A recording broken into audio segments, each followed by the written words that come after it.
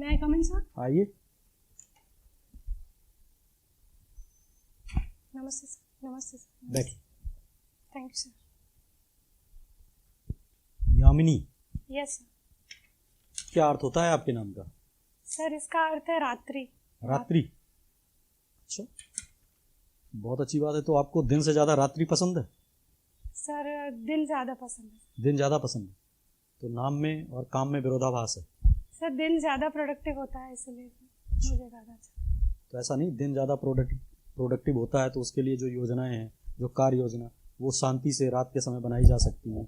जी sir.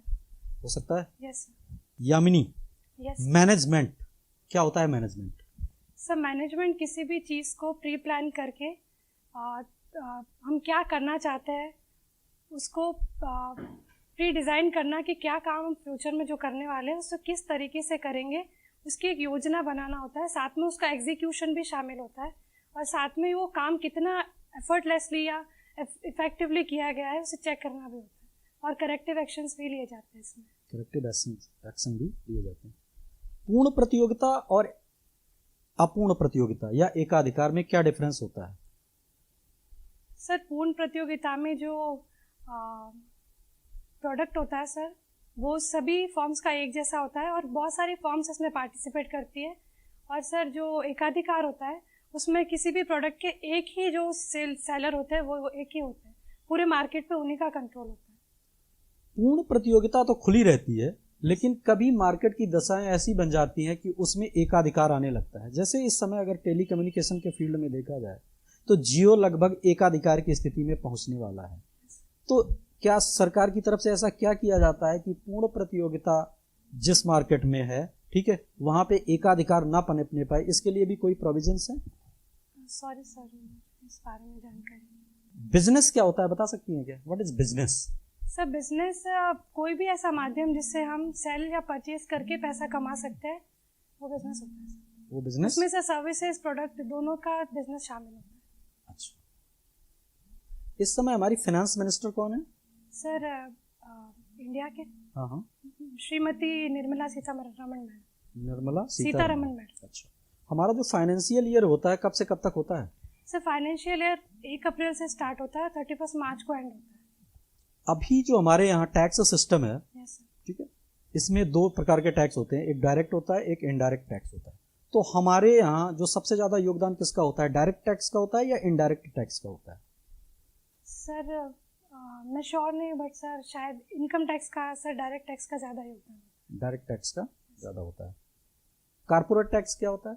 Sir corporate tax वो होता है जो कंपनीज के ऊपर इम्पोज किया जाता है। जो कंपनीज के ऊपर इम्पोज किया जाता है। क्या है इस समय कारपोरेट टैक्स की रेट दर? सर कॉर्पोरेट टैक्स अगर डोमेस्टिक कंपनी है तो अगर उसका टर्नओवर 4,000 करोड़ तक है तो 25% है, और 400 करोड़ से ऊपर या 400 करोड़ से ज़्यादा है तो सर उस पर 30% है, और फॉरेन कंपनी के ऊपर 40% की रेट से लगा। इससे पहले आप एजुकेशन में आने के कुछ प्रोसेस में प्लानिंग की या सीधा केवल आपके पहले से ये दिमाग में था कि मुझे तो केवल हाई एजुकेशन की तरफ ही जाना है?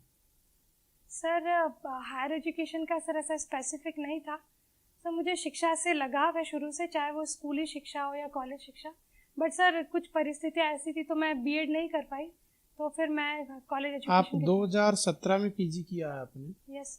और नेट आपने 2020 में, तो Yes. ये 3 साल के समांतराल में आपने क्या किया? सर 2017 में पीजी करने के बाद सर मैं बचपन से सर म्यूज़िक में थोड़ी इंटरेस्टेड थी, तो मैंने अपना करियर म्यूज़िक में बनाने के लिए सर एक ट्राई किया था। बट सर 2019 के आसपास मेरी सर वॉइस थोड़ी डैमेज हो गई थी, तो मैंने दोबारा से पढ़ाई स्टार्ट की।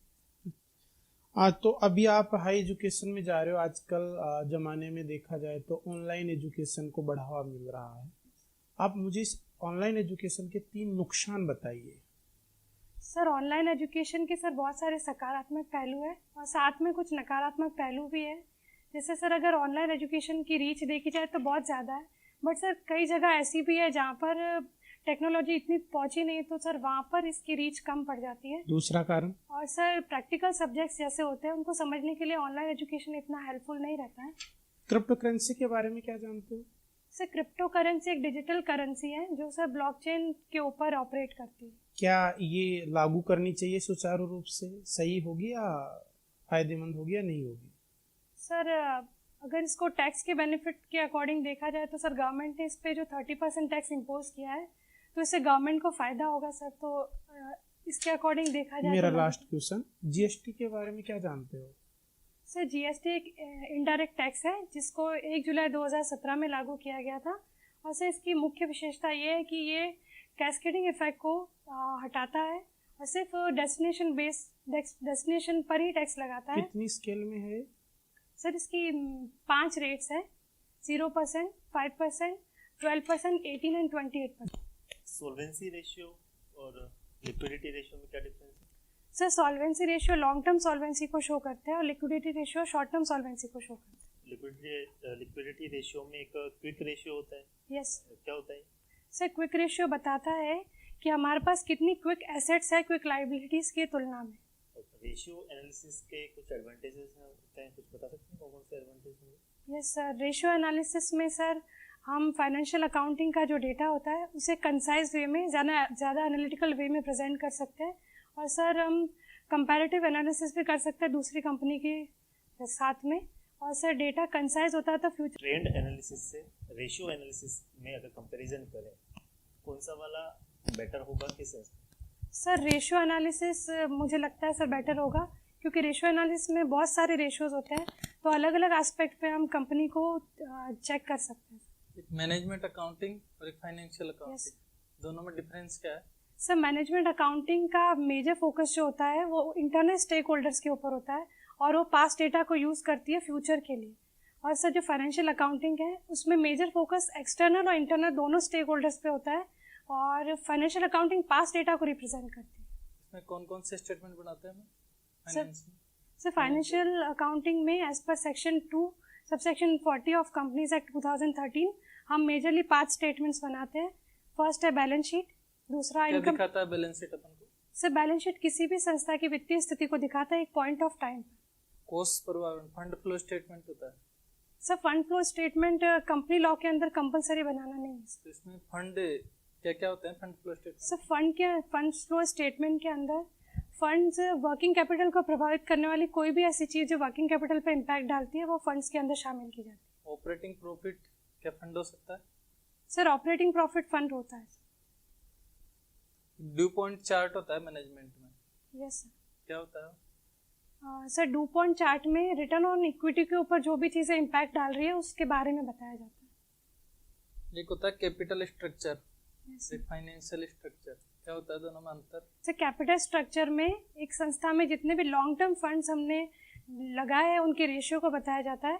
और सर फाइनेंशियल स्ट्रक्चर में बैलेंस शीट के लाइबिलिटी साइड की सारी आइटम शामिल की जाती है चाहे शॉर्ट टर्म हो या लॉन्ग टर्म। अकाउंट्स के अंदर अकाउंटिंग स्टैंडर्ड बोर्ड होता है। यस उसका क्या काम रहता है? सर अकाउंटिंग स्टैंडर्ड बोर्ड का मेन काम है अकाउंटिंग स्टैंडर्ड्स जारी करना और अगर फ्यूचर में कोई चेंजेस करने हो अकाउंटिंग स्टैंडर्ड में तो वो भी सर ASB के द्वारा किए जाते हैं। क्या अंशों को बट्टे पे जारी किया जा सकता है वर्तमान में? सर वर्तमान में जो स्वेट इक्विटी शेयर्स है वो बट्टे पे जारी किए जा सकते हैं। यामिनी, Yes. अगर कोई टॉपिक आपको पढ़ाने के लिए बोला जाए तो कौन सा टॉपिक आप अच्छे से पढ़ाना चाहेंगी? सर मैं बोनस शेयर्स पढ़ा सकती हूँ। आज का हमारा जो टॉपिक है वो है बोनस शेयर्स, जिन्हें हिंदी में बोनस अंश कहते हैं। आज के इस टॉपिक में हम सबसे पहले डिस्कस करेंगे कि बोनस शेयर्स होते क्या है, इससे हम क्या समझते हैं, कंपनी बोनस शेयर्स इशू करना चाहती है तो कंपनी लॉ में इसके क्या क्या प्रावधान दिए गए हैं, इन सब के बारे में आज हम बात करेंगे।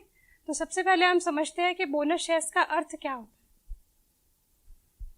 सामान्य जीवन में भी बोनस कोई भी ऐसी चीज़ जो हमें फ्री में मिल गई या एक्स्ट्रा मिल गई तो बोनस शेयर्स भी वही शेयर्स है जो हमें कंपनी ने फ्री में दे दी।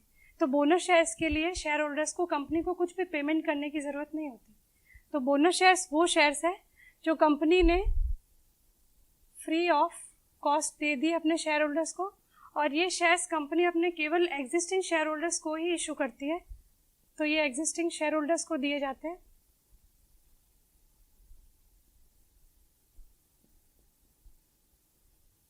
और ये एक निश्चित अनुपात में इशू किए जाते हैं। जैसे अगर कंपनी ने डिक्लेयर किया है कि वो 2:1 के रेशियो में बोनस शेयर इशू करना चाहती है तो इसका मतलब ये है कि एक एग्जिस्टिंग शेयर के लिए हम 2 बोनस शेयर इशू करेंगे। इसका मतलब ये हुआ कि बोनस शेयर के इशू होने के बाद में जिसके पास 1 शेयर थे उसके पास अब 3 शेयर हो जाए, तो एक निश्चित अनुपात में इन्हें इशू किया जाता है। ठीक है, आइए बैठिए।